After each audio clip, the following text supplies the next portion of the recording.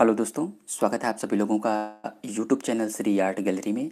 आज हम लोग जिस प्रकार से कल के इम्पोर्टेंट क्वेश्चनों के सेट को सॉल्व कर रहे थे, तो हम लोग कल जो इम्पोर्टेंट सीरीज़ 24 थी, उसी के क्रम में आज हम लोग 25 के सीरीज को सॉल्व करेंगे। और आज का जो हमारा क्रम स्टार्ट होगा वो 36 क्वेश्चन से आगे के क्वेश्चनों को हम लोग इस पेपर में सॉल्व करेंगे। तो जो इस चैनल पर पहली बार वॉच कर रहे हैं, प्लीज़ चैनल को सब्सक्राइब कर लें और वीडियो पसंद आए तो प्लीज़ लाइक कर दीजिएगा। किसी प्रकार की कोई क्यूरीज है तो इस वीडियो के डिस्क्रिप्शन में मेरे टेलीग्राम और इंस्टाग्राम का लिंक है, आप लोग वहाँ पर जुड़कर मुझसे अपनी प्रॉब्लम को शेयर कर सकते हैं। तो जो लोग भी जुड़े हैं, इम्पॉर्टेंट क्वेश्चनों को आइए हम लोग सॉल्व करते हैं। तो जैसा आप लोगों ने कल के इम्पॉर्टेंट क्वेश्चनों को देखा,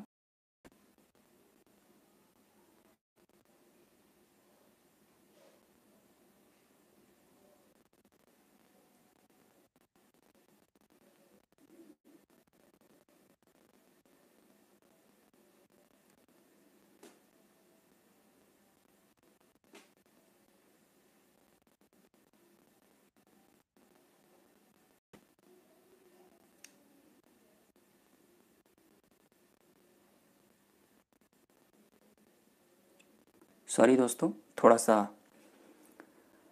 डिस्टर्ब हुआ। देखिए, 37 नंबर का क्वेश्चन है, आप लोगों के समक्ष है। आप लोग इस क्वेश्चन को देखिए, सॉल्व करिए और अपने आंसर कमेंट बॉक्स में प्रोवाइड कीजिए।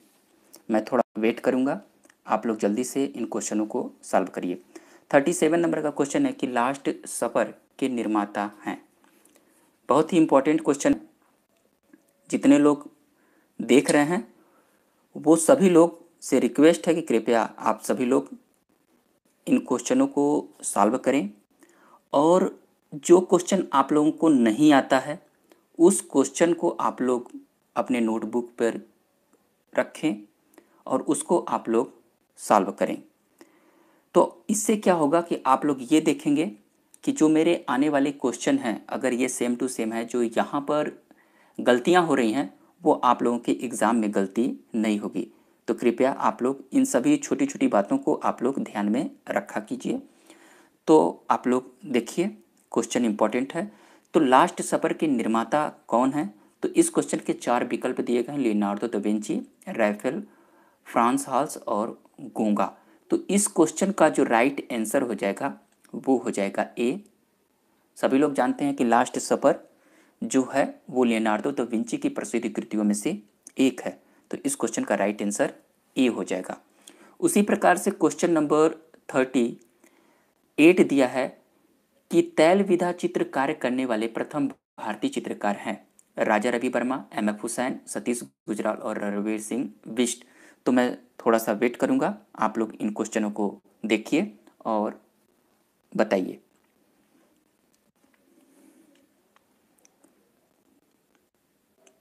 चलिए, बहुत सुंदर, आप सभी लोगों के कमेंट आ रहे हैं। 38 नंबर का जो क्वेश्चन है, इसका राइट आंसर जो हो जाएगा वो ए हो जाएगा।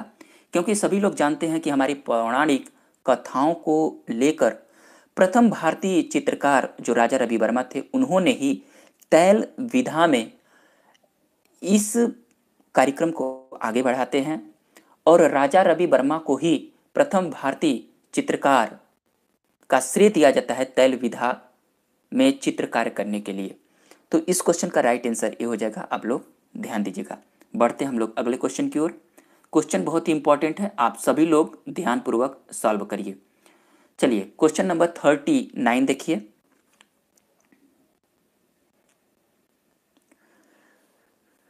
कृपया आप लोगों से पूछना चाहते हैं, मेरी आवाज़ स्पष्ट सुनाई दे रही है? कल काफ़ी कमेंट आए थे कि आपकी आवाज़ बहुत ही स्लो आती है।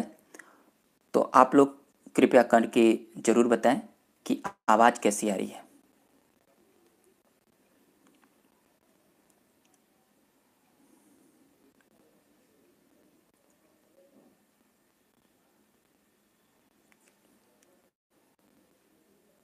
चलिए, बहुत सुंदर, आप सभी लोगों के। चलिए, किसने बताया? नीरज त्रिवेदी जी, बहुत धन्यवाद नीरज जी। मेरी आवाज़ आ रही है, स्पष्ट आ रही है या स्लो आ रही है? रामचरण, धन्यवाद रामचरण जी। चलिए 39 नंबर का जो क्वेश्चन है वो पुटअप किया जाए कि दक्षिण भारत का कौन सा वो प्रागैतिहासिक चित्रों का केंद्र है जो अपने आप में बहुत ही मशहूर है। ऑप्शन के रूप में बेलारी, लोहगढ़, चेन्नई और कर्नाटक दिया गया है। तो आप सभी लोग जानते हैं कि दक्षिण भारत के जो प्रागैतिहासिक चित्रों में जो बेलारी का क्षेत्र है, जहाँ से हमें प्राचीन पाषाण के शस्त्र और कुछ अवशेष भी मिलते हैं, तो इसको लेकर बहुत ही इम्पोर्टेंट साक्ष्य हमें मिलते हैं। तो इस क्वेश्चन का जो राइट आंसर हो जाएगा वो ए हो जाएगा। उसी प्रकार से 40 नंबर का क्वेश्चन दिया है कि कामसूत्र के रचयिता हैं, बहुत ही इंपॉर्टेंट, और यहीं से हमारी भारतीय कला के इंपॉर्टेंट यहाँ के साक्ष्य भी देखने को मिलते हैं कामसूत्र से। तो कामसूत्र के जो रचयिता हैं वो वात्स्यायन के प्रसिद्ध रचयिता हैं। तो इस क्वेश्चन के राइट आंसर भी ए हो जाएगा, अर्थात 39 का भी ए हो जाएगा और 40 का भी ए हो जाएगा। तो आप सभी लोग ध्यान दीजिएगा।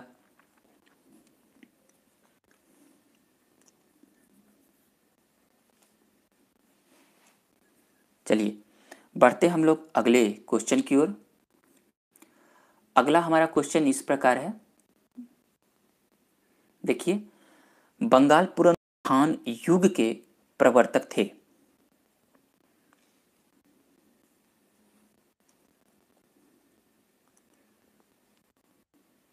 बंगाल पुनरुत्थान युग के प्रवर्तक थे, आप सभी लोग जानते हैं कि प्रवर्तक कौन थे।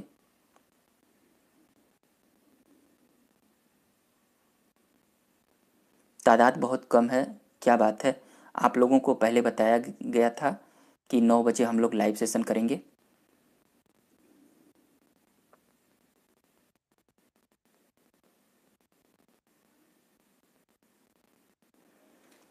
तो 41 नंबर का जो राइट आंसर हो जाएगा, वो जानते हैं कि बंगाल पुनरुत्थान युग के प्रवर्तक जो माने जाते हैं वो अवनिंद्रनाथ टैगोर माने जाते हैं।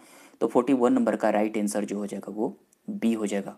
उसी प्रकार से पुटअप किया जा रहा है कि पौराणिक रूप से प्रथम चित्रकार हैं ब्रह्मा, विष्णु, महेश या नारद। आप लोगों को कमेंट आने चाहिए। 42 नंबर के आंसर को आप लोग टिक करिए। सदफ रिजवी, नमस्ते। यस, पौराणिक रूप से प्रथम चित्रकार जो हैं वो ब्रह्मा को माना जाता है, क्योंकि इनके बारे में तमाम साक्ष्य मिले थे और इन्होंने ही अपने जांघ पर अप्सरा की याद में अपने जांघ पर उस सुंदरी का चित्रांकन करते हैं, जिससे उस पूरे ब्रह्मांड का चित्र क्या होता है कि ब्रह्मा जी के निर्देशन में जो है विश्वकर्मा जी के माध्यम से इसको पूरे संसार में प्रसारित करने का आह्वान किया जाता है। तो पौराणिक रूप से प्रथम चित्रकार जो हैं वो ब्रह्मा जी हैं। तो 42 नंबर का राइट आंसर जो हो जाएगा वो ए हो जाएगा। बढ़ते हम लोग अगले क्वेश्चन की ओर। अगला क्वेश्चन आप लोग ध्यानपूर्वक देखिए। क्वेश्चन है 43 नंबर का कि मोनालिसा संग्रहित है पेरिस में, लंदन में, भारत में या अर्जेंटीना में। सभी लोगों के कमेंट आने चाहिए।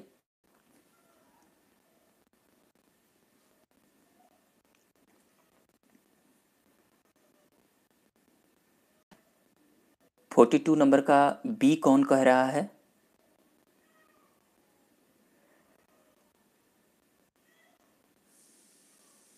चलिए 43 नंबर का जो राइट आंसर हो जाएगा वो लुब्र संग्रहालय पेरिस में मोनालिसा की पेंटिंग संग्रहित है। तो इस क्वेश्चन का भी राइट आंसर ए हो जाएगा। उसी प्रकार से क्वेश्चन नंबर 44 का कह रहा है कि अभिज्ञान शाकुंतलम की रचयिता हैं। सभी लोग जानते हैं कि अभिज्ञान शाकुंतलम कालिदास की एक प्रसिद्ध रचना है और इसमें तमाम हमारे भारतीय कला के भी साक्ष्य भी प्रमाण प्राप्त होते हैं। तो इस प्रकार से क्वेश्चन नंबर 44 का भी जो राइट आंसर हो जाएगा वो ए हो जाएगा। इस प्रकार से हम लोगों ने 44 क्वेश्चन को देख लिया। बढ़ते हम लोग अगले क्वेश्चन की ओर। अगला क्वेश्चन आप लोग ध्यानपूर्वक देखिए। क्वेश्चन है 45 नंबर का कि लोक कला पर कौन सी शैली आधारित है? मुगल, किशनगढ़, कोटा, ब्रसौली। ध्यान दीजिए। और 46 नंबर के भी क्वेश्चन को आप लोग देखते जाइए।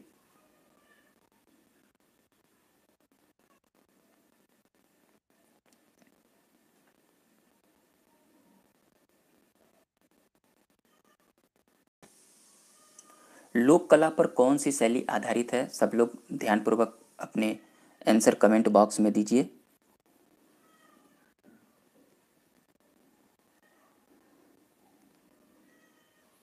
चलिए, बहुत अच्छा।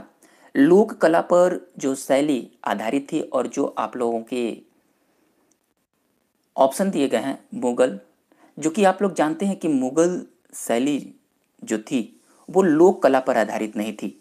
तो इसलिए जो लोग मुगल शैली को लगा रहे हैं वो गलत है, क्योंकि आप लोग जानते हैं कि जो मुगल कलाकार थे वो लोक कला पर अपने चित्रांकन नहीं करते थे, बल्कि दरबार के उन प्रसिद्ध उच्च वर्ग के लोगों का अंकन करते थे।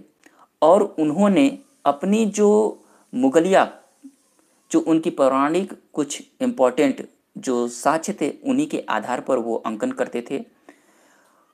उनके दरबार के प्रसिद्ध कलाकार में कुछ कलाकार जो थे वो पशुओं का भी अंकन करते थे। तो इसलिए वो लोक कला पर आधारित मुगल शैली नहीं थी, इसलिए मैंने आप लोग को बताया। किशनगढ़ राजस्थान जो थी वो भी लोक कला पर आधारित नहीं थी।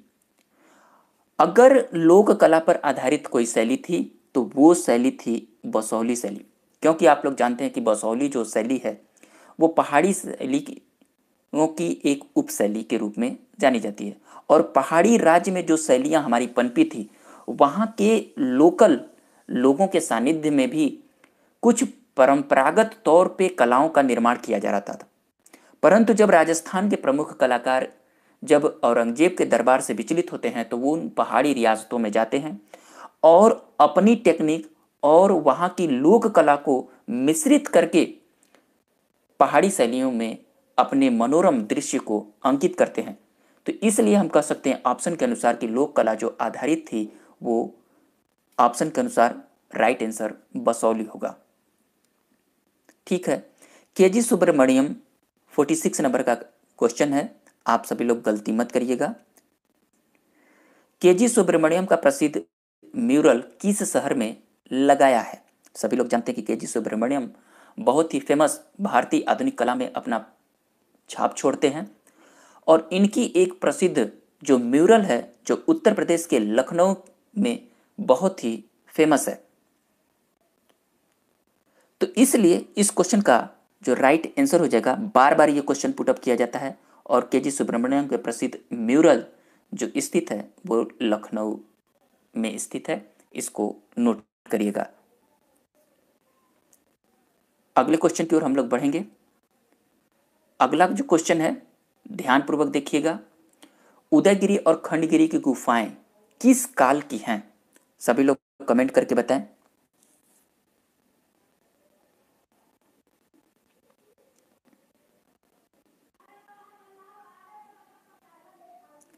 चलिए, सभी लोग अपने कमेंट बॉक्स में कमेंट करिए, उदयगिरी और खंडगिरी की गुफाएं किस काल की हैं? बहुत ही इंपॉर्टेंट है दोस्तों, ध्यान दीजिएगा। यहाँ पर ऑप्शन में गुप्त काल, मौर्य काल, शुंग काल और कुषाण काल है। तो कितने लोग इस क्वेश्चन के राइट आंसर को गलत कर रहे हैं? अखंड प्रताप, वेरी गुड।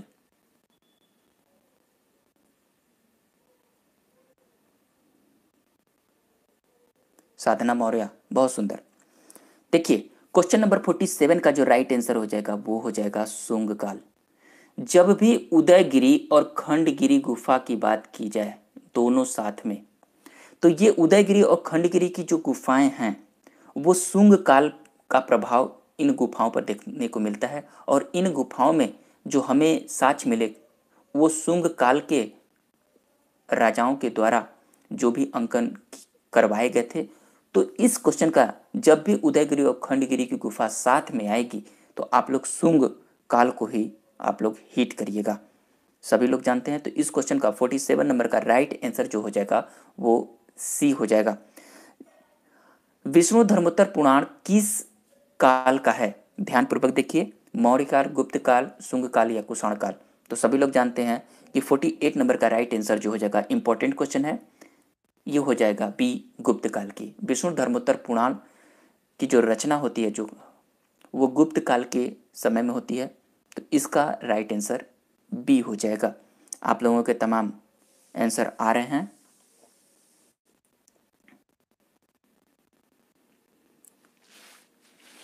लोगों की तादाद बहुत कम है, क्या बात है। आप लोगों को इन्फॉर्मेशन नहीं मिला था या मुझे टेस्ट सीरीज बंद करनी पड़ेगी? इतनी छोटी सी संख्या है, कैसे किया जाए। टाइम भी आप लोगों के साथ वेस्ट किया जा रहा है। आप लोग शेयर करिए, और जितने लोग लाइक नहीं किए हैं तो लाइक कर दीजिए। पसंद आ रहा हो तभी चैनल पर रुकिए, वरना कहीं और भी चले जाइए। भीम मौर्य, बहुत बहुत धन्यवाद। नहीं, लग रहा है कि टेस्ट सीरीज आप लोगों को पसंद नहीं आ रहा है, तो इसको बंद कर दिया जाए।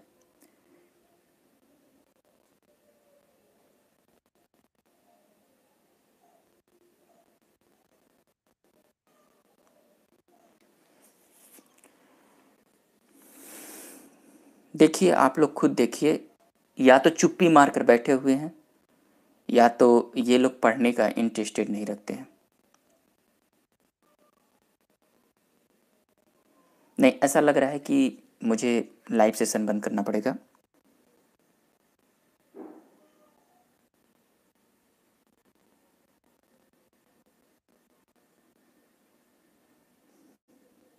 यार, इतनी कम संख्या, मज़ा नहीं है। या तो आप ही लोग कोई टाइम फिक्स कर लीजिए, जिस टाइम आप लोग खाली रहें।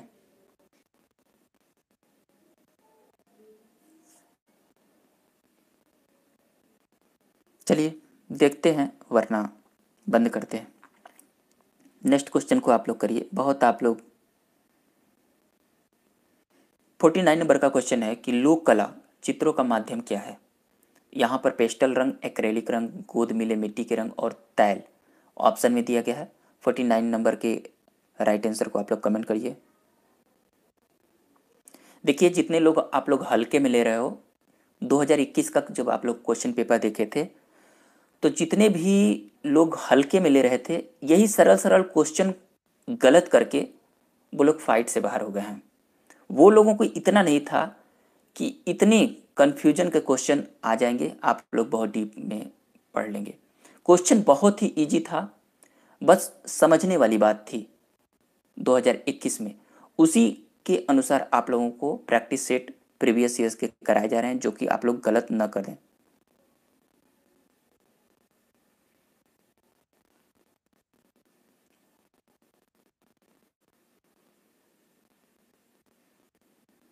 चलिए, लोक कला चित्रों का जो माध्यम था, सभी लोग जानते हैं कि लोक कला जो होती है वो प्रत्येक राज्यों में स्थानीय लोगों के द्वारा अपनी जो प्राचीन काल की जो सभ्यता, संस्कृति हमारी भारतीय इस परिवेश में पनपी है, उसी को लेकर हर वर्ग के लोग अपनी अपनी कलाओं का उत्थान करते थे। और हर राज्य में आपको एक अलग अलग किस्म की लोक कला देखने को मिलेगी।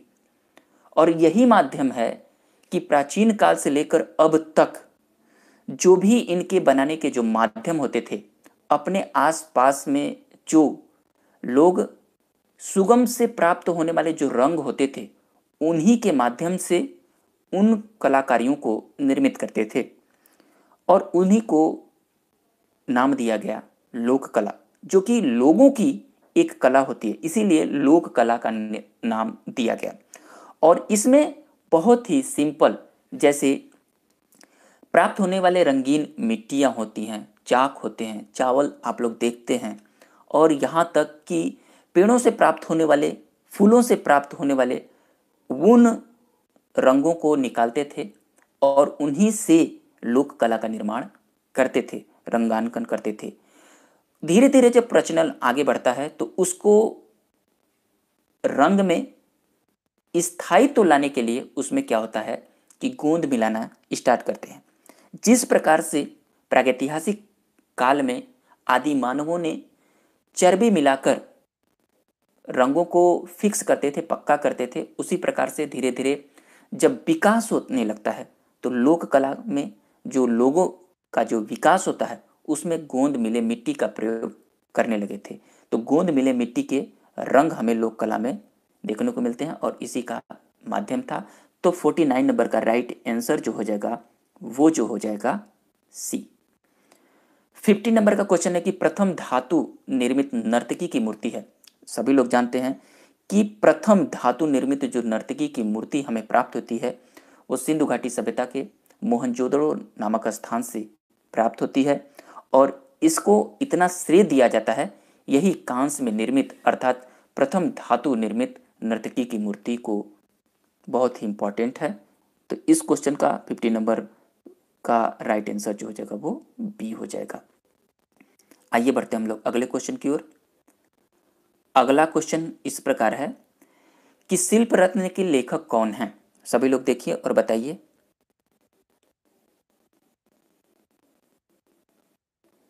फिफ्टी 51 नंबर का क्वेश्चन है कि शिल्प रत्न के लेखक कौन हैं? भरत मुनि, यशोधरा पंडित, श्री कुमार या इनमें से कोई नहीं। तो क्वेश्चन नंबर 51 का जो राइट आंसर हो जाएगा वो हो जाएगा सी, क्योंकि शिल्प रत्न बहुत ही फेमस है और इसके लेखक जो हैं वो श्री कुमार को माना जाता है। उसी प्रकार से अमरावती स्तूप स्थित है, बताइए।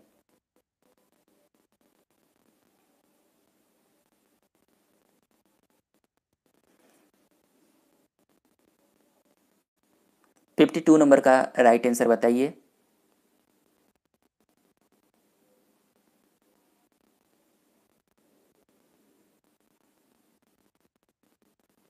चंद्रकेश, ध्यानपूर्वक देखो। मध्य प्रदेश नहीं है। कौन मध्य प्रदेश बोल रहा है? कौन? 52 नंबर कौन? संजोगिता 52 नंबर का बी बता रही हैं, मध्य प्रदेश। पागल हो? आंध्र प्रदेश कौन बताया?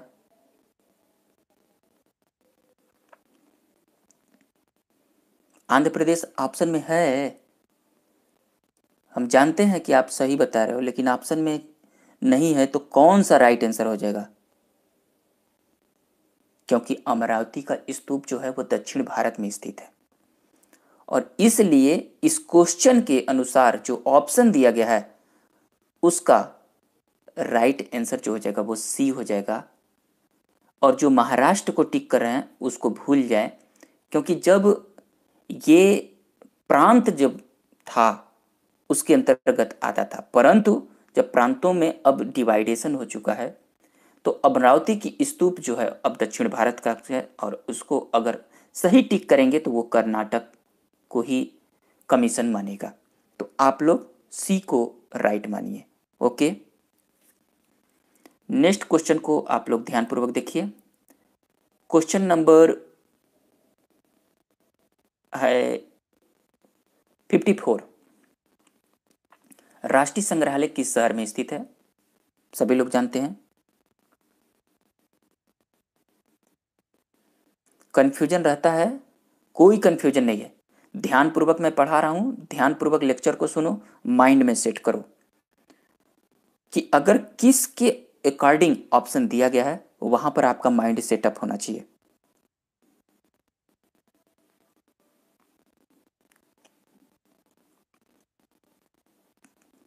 पुन्नूराम, बहुत बहुत धन्यवाद।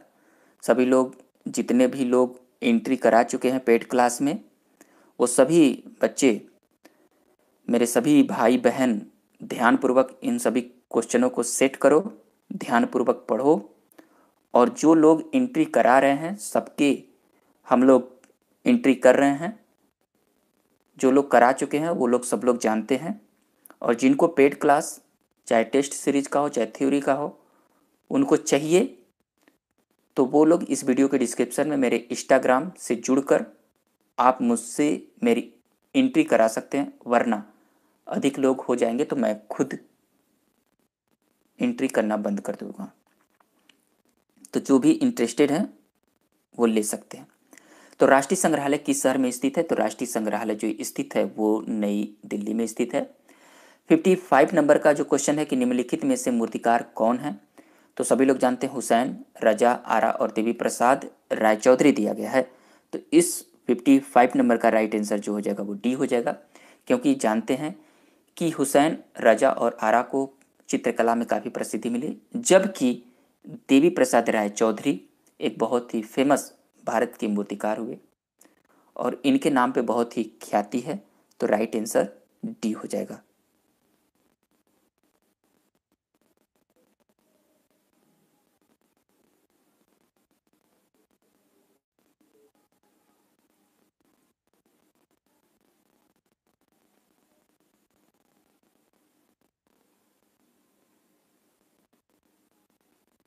चलिए नेक्स्ट क्वेश्चन दिया गया है 56 नंबर का, शांति निकेतन किस राज्य में स्थित है? पश्चिम बंगाल, बिहार, उत्तर प्रदेश और पंजाब। बताइए, यहाँ पर राज्य पुटअप किया जा रहा है। तो शांति निकेतन की स्थापना रविन्द्रनाथ टैगोर जी करते हैं और ये जो राज्य होता है वो पश्चिम बंगाल का होता है। जरा बताइए कि शांति निकेतन जो वर्तमान में स्थित है इसकी लोकेलिटी कहाँ है? वो किस गांव में या किस स्थान के बहुत ही पास में है? कोई बताएगा? इसकी लोकल स्थिति बताएगा कोई? जो बहुत ही गांव इसके पास में बहुत ही प्रसिद्ध है।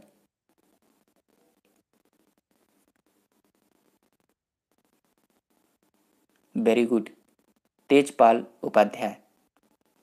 बोलपुर, बहुत सुंदर, भीम मौर्य। बोलपुर बहुत ही प्रसिद्ध है पश्चिम बंगाल का, और इसी पश्चिम बंगाल के बोलपुर में ही शांति निकेतन स्थित है। ध्यान दीजिएगा, वीरभूमि को आप लोग टिक नहीं करेंगे, बोलपुर उसकी बहुत ही प्रसिद्धता है। राइट आंसर को ए को टिक कर लीजिएगा। आइए बढ़ते हैं हम लोग नेक्स्ट क्वेश्चन की ओर। अगला क्वेश्चन इस प्रकार है, ध्यानपूर्वक देखिए। हड़प्पा का संबंध है इंडस वैली से, मिस्र से, ईरान से या ग्रीक से? और 58 नंबर का क्वेश्चन है कि मधुबनी किस राज्य की लोक कला है? पश्चिम बंगाल, उत्तर प्रदेश, बिहार या पंजाब? 57 नंबर और 58 नंबर के क्वेश्चनों को आप लोग सॉल्व करिए। तो जानते हैं कि हड़प्पा का जो सभ्यता है वो हमारी सिंधु घाटी सभ्यता या इसी को हम लोग इंडस वैली सिविलाइजेशन के नाम से जानते हैं। तो क्वेश्चन नंबर 57 का जो राइट आंसर हो जाएगा वो ई हो जाएगा। वहीं पर मधुबनी किस राज्य की लोक कला है? तो ये बिहार की बहुत ही फेमस लोक कला है। तो 57 और 58 क्वेश्चनों को हम लोग सॉल्व कर लिए। आइए बढ़ते हम लोग नेक्स्ट क्वेश्चन की ओर। अगला जो क्वेश्चन है 59 नंबर का क्वेश्चन कह रहा है कि कांगड़ा शैली के चित्रों में मुख्य चित्रण है। ध्यानपूर्वक देखिए, कांगड़ा शैली सभी लोग जानते हैं कि पहाड़ी रियासत में फैली कांगड़ा एक पहाड़ी शैली की उप शैली है जो कि काफ़ी विख्यात हुई और यहाँ के राजाओं ने इस शैली को विकसित करने में बहुत बड़ा योगदान दिया। और इसमें जो कलाकारों ने चित्रण का जो माध्यम रखा था वो क्या था? सभी लोग जानते हैं, क्योंकि यहाँ पर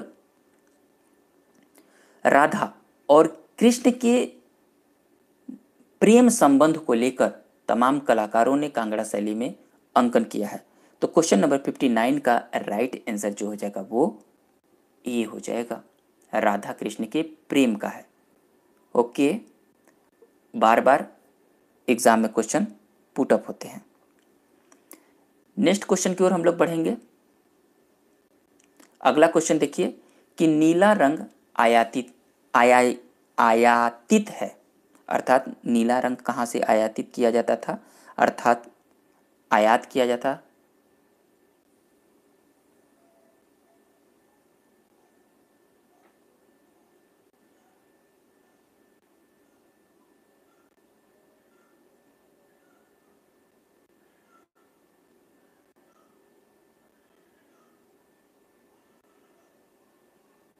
चलिए, नीला रंग जो आयातित होता था भारत को वो ईरान से होता था। तो राइट आंसर क्या हो जाएगा? ए हो जाएगा। नेक्स्ट क्वेश्चन है कि ओपेक कहते हैं ओपेक जो होता है, चलिए बहुत सुंदर, कुछ लोग बहुत ही अच्छा जवाब दे रहे हैं। ईरान है तो ईरान को पहले टिक करिएगा, उसके बाद अफगानिस्तान को है, इसीलिए क्वेश्चन पुटअप किया जा रहा है, पहले समझ के पढ़िए। तो सर्वप्रथम आप लोग देखिएगा, ओपेक जो कहते हैं, जो अपारदर्शी रंग होते हैं, जो ट्रांसपेरेंट होते हैं, जो ट्रांसपेरेंट होते हैं वो अलग होते हैं, और जो अपारदर्शी होते हैं अर्थात जो आर पार नहीं देखे जा सकते उसको अपारदर्शी रंग करते हैं, ओपेक अर्थात। राइट आंसर जो हो जाएगा वो हो जाएगा बी। आइए बढ़ते हम लोग अगले क्वेश्चन की ओर। अगला क्वेश्चन 62 नंबर का है, ध्यानपूर्वक देखिए। निम्नलिखित में से कौन ललित कला अकादमी का पब्लिकेशन है? समकालीन कला, कथ्य रूप, हंस या आजकल?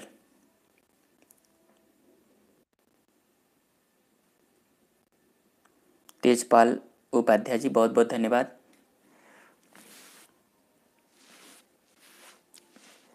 देखिए आप लोगों की तादाद बहुत कम है और मुझे लगता है कि ये क्वेश्चन टेस्ट के बाद प्रैक्टिस बंद करनी पड़ेगी, और जो जल्द से जल्द पेड क्लास में इन्वॉल्व होंगे उन्हीं को सिर्फ पढ़ाया जाएगा।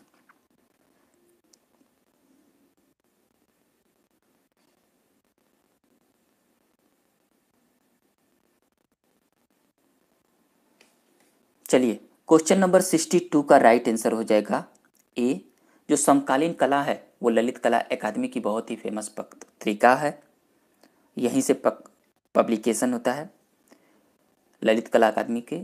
तो समकालीन कला राइट आंसर हो जाएगा। प्रसिद्ध चित्र जो गुएर्निका है ये पाब्लो पिकासो के द्वारा निर्मित की गई है, तो क्वेश्चन नंबर 63 का जो राइट आंसर हो जाएगा वो बी हो जाएगा। इस प्रकार से हम लोगों ने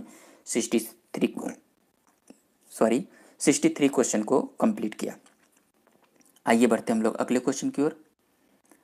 अगला क्वेश्चन इस प्रकार है, 64 नंबर और 65 नंबर। जोधाबाई पत्नी थी अर्थात किसकी पत्नी थी? और 55 नंबर का क्वेश्चन है कि रेखाओं द्वारा भाव प्रदर्शन किस शैली की विशेषता है? इन दोनों क्वेश्चनों को आप लोग कमेंट बॉक्स में बताएं।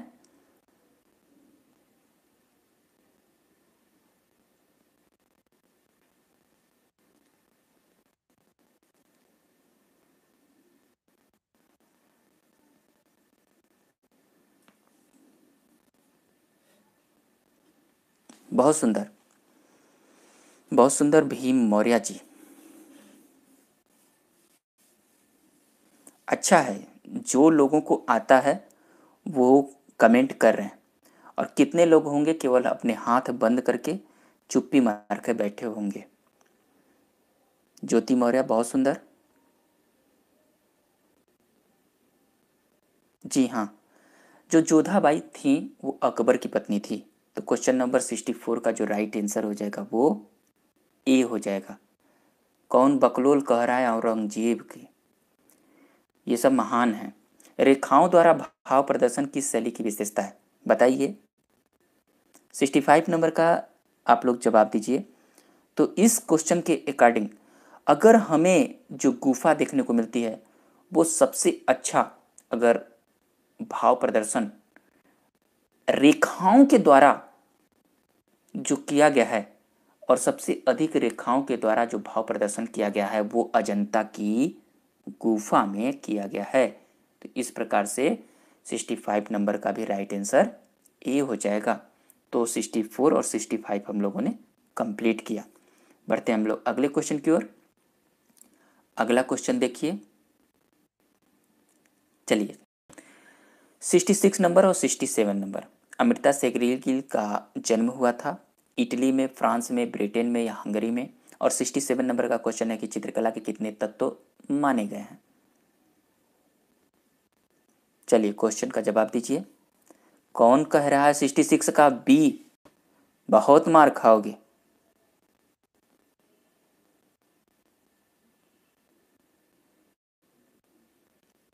यस, अमृता शेरगिल का जो जन्म होता है वो हंगरी में होता है, इसलिए क्वेश्चन नंबर 66 का जो राइट आंसर हो जाएगा वो डी हो जाएगा। वहीं पर चित्रकला के कितने तत्व माने गए हैं, तो चित्रकला के जो तत्व माने गए हैं वो 6 माने गए हैं, सभी लोग जानते हैं। तो इस प्रकार से 66 और 67 हम लोगों ने कंप्लीट किया। अगला, हाँ, 68 नंबर का क्वेश्चन भी देख लीजिए। 68 नंबर का क्वेश्चन है कि पोथी चित्रों का निर्माण किन राजवंश ने कराया था। तो सभी लोग जानते हैं पोथी चित्रों का जो प्रारंभ होता है वो पाल शासकों के सानिध्य में होता है, तो इसलिए इस क्वेश्चन का भी राइट आंसर ए हो जाएगा। नेक्स्ट क्वेश्चन की ओर बढ़ेंगे हम लोग। अगला क्वेश्चन है कि भारतीय शिल्प के खड़ंग पुस्तक के लेखक हैं। बहुत ही सुंदर पुटअप किया जा रहा है यहाँ पे, जो खड़ंग 6 लिम्स ऑफ के बारे में पुटअप किया जाता है। तो भारतीय शिल्प के खड़ंग के पुस्तक के लेखक जो हैं, ऑप्शन में अवनींद्रनाथ टैगोर दिया गया है, तो इनको ही आप लोग टिक करिए क्योंकि अवनींद्रनाथ टैगोर की ये प्रसिद्ध पुस्तक है। नेक्स्ट है कि भारत भवन स्थित है। तो सभी लोग जानते हैं कि भारत भवन जो है ये भोपाल में स्थित है, तो राइट आंसर ए हो जाएगा।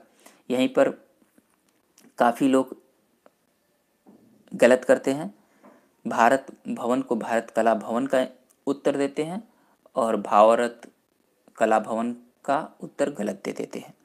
तो इसलिए 70 क्वेश्चन का भी राइट आंसर ए हो जाएगा।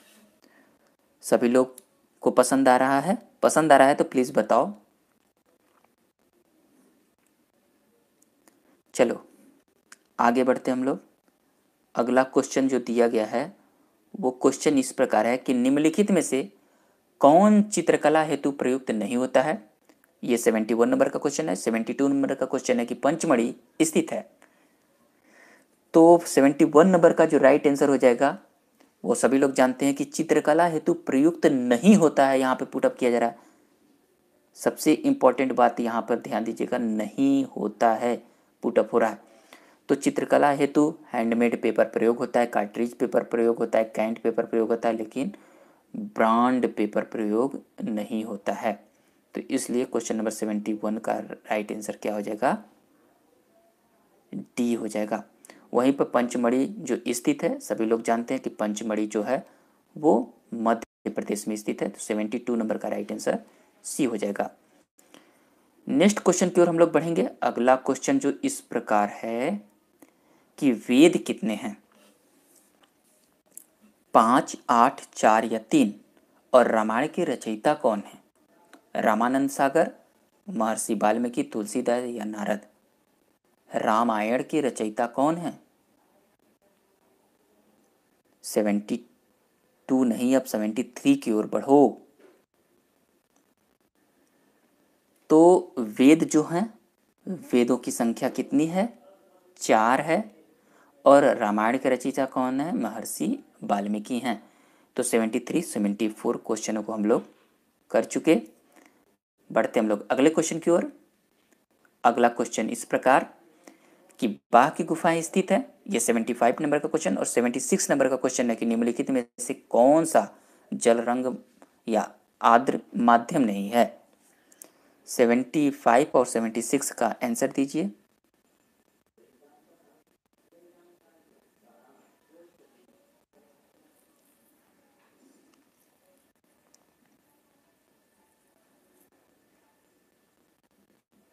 चलिए, बाघ की गुफाएं सभी लोग जानते हैं, इजी था। बाघ की गुफाएं कहाँ पर है? मध्य प्रदेश में है, तो इसका राइट आंसर सी हो जाएगा। और जल रंग माध्यम नहीं होता है, तो टेम्परा, वाटर कलर और वाश ये जल रंग या आर्द्र माध्यम होता है। और यहाँ पर नहीं पुटअप किया जा रहा है, तो पेस्टल जो होता है वो नहीं होता है। तो राइट आंसर क्या हो जाएगा? डी हो जाएगा। इसको नोट करिएगा, 76 का राइट आंसर डी। बढ़ते हम लोग अगले क्वेश्चन की ओर। अगला क्वेश्चन इस प्रकार है कि चित्रकार एम.एफ. हुसैन का पूरा नाम है। और 78 नंबर का क्वेश्चन है कि उदयगिरी की गुफाएं किस धर्म से संबंधित कला को दर्शाती है? जो उदयगिरी की गुफाएं हैं वो किस धर्म से संबंधित कला को दर्शाती हैं, इसको भी बताइए। 77 और 78।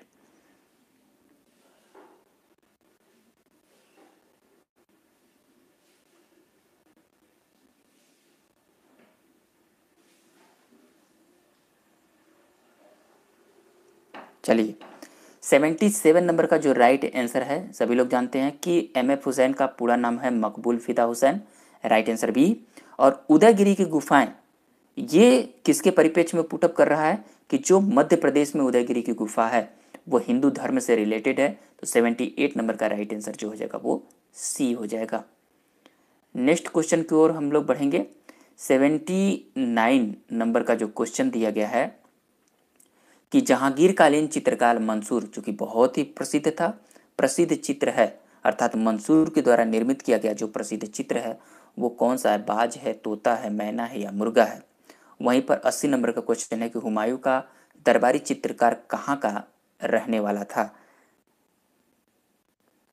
सभी लोग बताइए।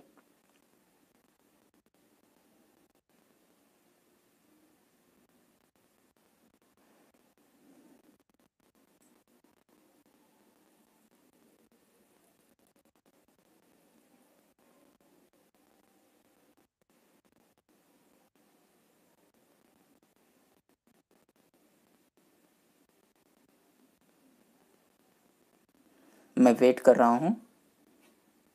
चलिए, 79 नंबर का राइट आंसर हो जाएगा फाल्कन, जो बाज पक्षी निर्मित किया गया था वो जहांगीर के दरबार के प्रसिद्ध चित्रकार मंसूर के द्वारा निर्मित किया गया था। तो राइट आंसर ये हो जाएगा। वहीं पर हुमायूं के दरबार में प्रसिद्ध चित्रकार जो आए थे हुमायूं के दरबार में, वो कहाँ से आए थे? वो ईरान से आए थे। यहाँ पर ईरान दिया गया है तो आप लोग इसको नोट करिएगा, ठीक है। तो इस प्रकार से आज आप लोगों की तादाद बहुत कम है। अगर आप लोग कहेंगे तो कल लाइव सेशन होगा, वरना बंद किया जाएगा। और आज की क्लास हम लोग यहीं पर रखते हैं, ठीक है। तो हम लोगों ने आज इस प्रैक्टिस सेट में 80 क्वेश्चनों तक पूर्ण किया, और नेक्स्ट वो कल की बात है, लाइव सेशन चलाया जाएगा कि नहीं चलाया जाएगा।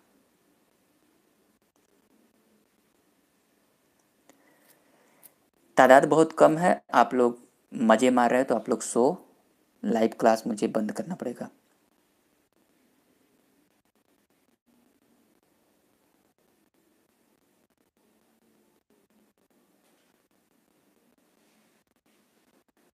थैंक यू सभी को।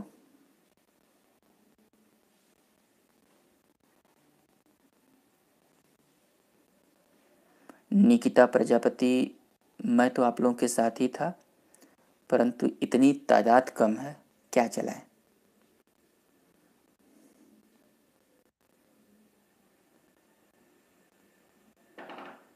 चलिए बहुत अच्छा, जितने भी गलत हुए ठीक है, आप उसको सुधार लें।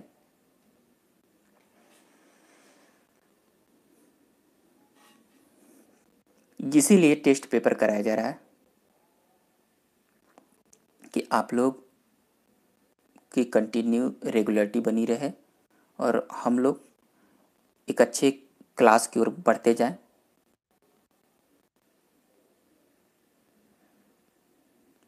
और एक लोग ध्यानपूर्वक देखिए, जितने लोग नए हैं, जितने लोग पुराने हैं, सभी लोगों से आह्वान करना चाहता हूं कि जो भी इस चैनल का ज्वाइन मेंबर नहीं है, प्लीज़ अभी तक में जो लाइव चैट आ रही है उसमें सिर्फ और सिर्फ अगर कोई एक ज्वाइन मेंबर है तो वो हैं भीम मौर्य।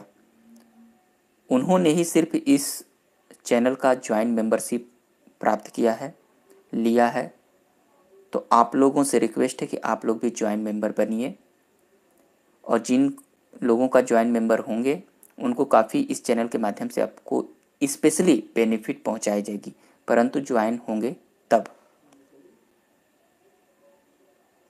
क्लास डेली चलेगी, परंतु आप लोग ज्वाइन करिए, ज्वाइन मेंबर बनिए। भीम मौर्य एक ऐसे अभी तक के शख्स हैं, जितने लोग देख रहे हैं उन्होंने ही सिर्फ ज्वाइन मेंबरशिप को सेलेक्ट किया है, ज्वाइन मेंबरशिप को फॉलो किया है, और वो कंटिन्यू ज्वाइनशिप में बने रहते हैं। क्या वही पढ़ते हैं?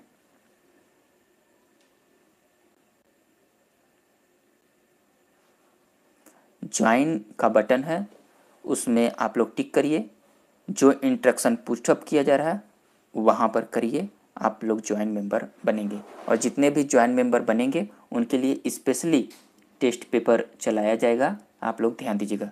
तो चलिए आज के क्लास को हम लोग यहीं पर रखते हैं, और किसी प्रकार की कोई क्यूरीज है तो आप लोग मेरे इस डिस्क्रिप्शन में लिंक है टेलीग्राम और इंस्टाग्राम का, आप लोग जुड़कर बात कर सकते हैं, और पेड क्लास के लिए भी आप लोग संपर्क कर सकते हैं। ओके, तो आज की क्लास को ओवर करते हैं। थैंक यू दोस्तों।